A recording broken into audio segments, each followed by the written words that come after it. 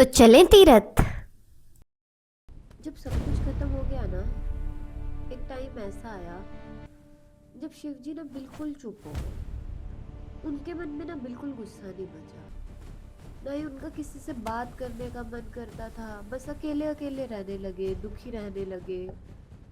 उन्हें सती माता की कमी इतनी खल रही थी ना कि मतलब पूरी दुनिया उस चीज़ को फील कर सकती थी। और एक दिन ना उन्होंने डिसाइड कर लिया कि वो डीप मेडिटेशन में चले जाएंगे। और फाइनली उन्होंने अपनी आंखें बंद कर ली। धीरे धीरे टाइम बीतना शुरू हुआ। सेकंड्स, मिनट्स, आवर्स कब ईयर्स में कन्वर्ट हो गए पता ही नहीं चला। और वही सती माता की सोल पहाड़ों में एक छोटी सी कन्या के रूप में जन्म ले चुकी थी। और वो थी, आप सब गेस कर सकते हैं ओब्वियसली, पार्वती मैया। उनका बचपन का नाम शैलपुत्री माता, जिनसे एक बार फिर से सब कुछ ठीक होने की शुरुआत हुई। छोटी सी पार्वती मैया धीरे धीरे बड़ी हो रही थी। नेचर ही उनकी बेस्ट फ्रेंड थी, पर फिर भी ना उनको एक अकेलापन खलता था। उनको लगता था कुछ तो मिसिंग है। वो कुछ भी जानती नहीं थी, बट फिर भी उन्हें कुछ ऐसा लगता था कि शायद कुछ तो मिसिंग है जो उन्हें समझ में नहीं आ रहा था। धीरे धीरे वो बड़ी हो गई, पर वो कभी कभी खत्म ही नहीं हुई। जब उन्हें कुछ समझ नहीं आया ना, उन्होंने भी तपस्या करने का सोचा।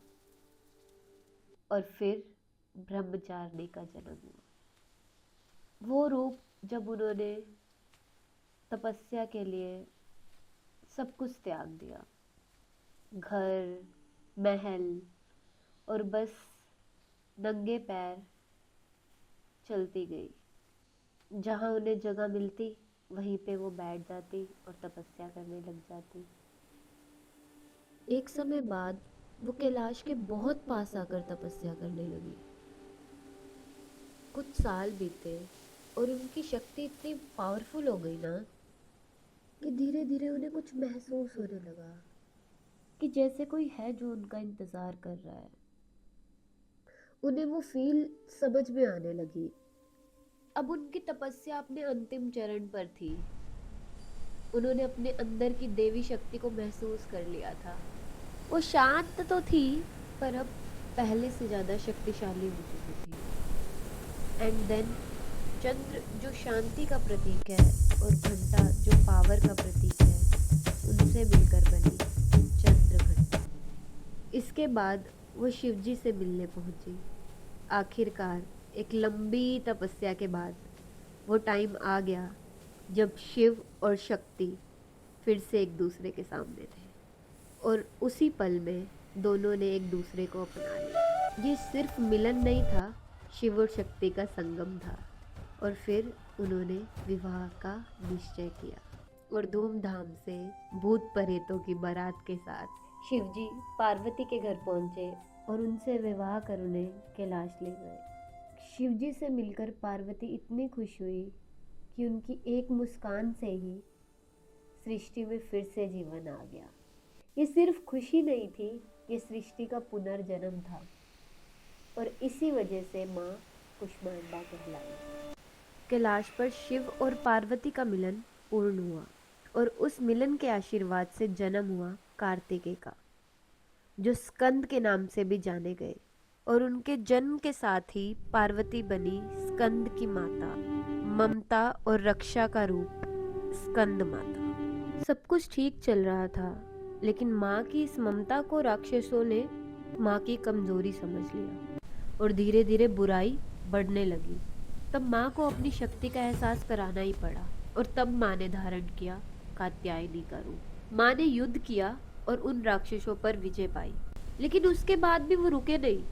तब माँ ने उस शक्ति को जगाया जिसे रोक पाना नेक्स्ट टू इम्पॉसिबल था। और उसी से प्रकट हुआ काल रात्रि का रूप। जैसे ही राक्षसों ने माँ के इस रूप को देखा, वो डर कर भागने लगे और देखते ही देखते सबका विनाश हो गया। लेकिन इस सब के बाद भी माँ शांत नहीं हुई। देवताओं ने उन्हें रोकने की बहुत कोशिश की, लेकिन कोई भी सफल नहीं हुआ। और तब शिवजी खुद आए। वो माँ के चरणों के पास जाकर शांति से बस लेट गए। जैसे ही माँ के चरण शिवजी के ऊपर पड़े, एक पल के लिए जैसे सब कुछ रुक गया। उनका गुस्सा भी खत्म हो गया, उन्हें पार्वती का रूप याद आने लगा, और तभी उन्हें एहसास हुआ कि उनसे कितनी बड़ी गलती हो गई है। ये सोचते ही माँ जोर जोर से रोने लग गई, और तभी शिवजी ने उन्हें संभाल लिया और उन्हें समझाया कि वो अकेली नहीं है इन सब में। कभी भी ऐसा हो तो उनके हर रूप के लिए शिवजी उनके हमेशा साथ हैं। जैसे ही क्रोध शांत हुआ, माँ का रूप और भी पवित्र और उज्जवल हो गया, जैसे अंधेरे के बाद पहली रोशनी। और उसी रोशनी में माँ बनी महागौरी। जब सब कुछ पूर्ण हो गया, तब माँ बनी सब सिद्धियों की दाता, हर इच्छा को पूर्ण करने वाली और हर शक्ति को देने वाली सिद्धि दात्री। ये स्टोरी सिर्फ नवदुर्गा या नवरात्रि की नहीं है, ये आपकी मेरी जैसी हर लड़की की स्टोरी है। From starting of her birth as a Shailaputri and finding your self as Brahmacharini, finding the power in you as Chandraghanta, एक नई शुरुआत करना, किसी से प्यार करना, और फिर हैप्पीनेस ढूंढना अपनी मैरिज के बाद कुष्मांडा की तरह, देन हैविंग बेबीज स्कंद माता की तरह। बच्चे होने के बाद जब सब आपको समझने लगते हैं कि आप कुछ नहीं कर सकते, आप बहुत वीक हो चुके हो, आप अपना काम छोड़ देते हो, at that time taking power as Katyayani.